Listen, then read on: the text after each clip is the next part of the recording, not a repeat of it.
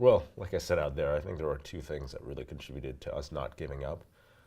The first one is that we had great co-founders who, even though we've argued about a lot of things, like they're very talented, and like during the times, entrepreneurship's like a roller coaster, right? And during the good thing about having co-founders is when you're like at the bottom, you're in the valley, like maybe they're not quite at the bottom. They're like, maybe they're peaking, probably not. They're probably like, going down or going up.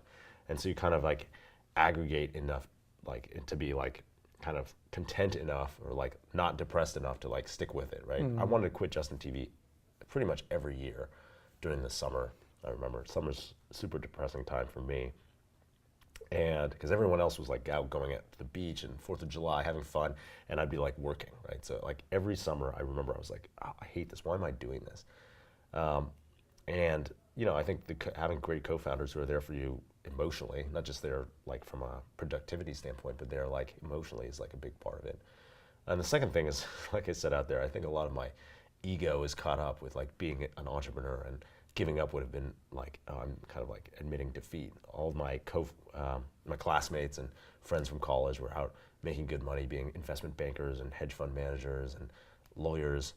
And while they hated their lives, they at least were like, kind of doing what society said you were supposed to, and like actually making something of themselves. So the only thing I could do was say like, oh, well, I have this, the coolest job ever because I get to like run my own company and make my own vision happen, which is like a much sexier, distorted reality than actually exists, I think. But it was kind of like giving up would have been admitting defeat, and I was too prideful to do that. So I guess it worked out in the end.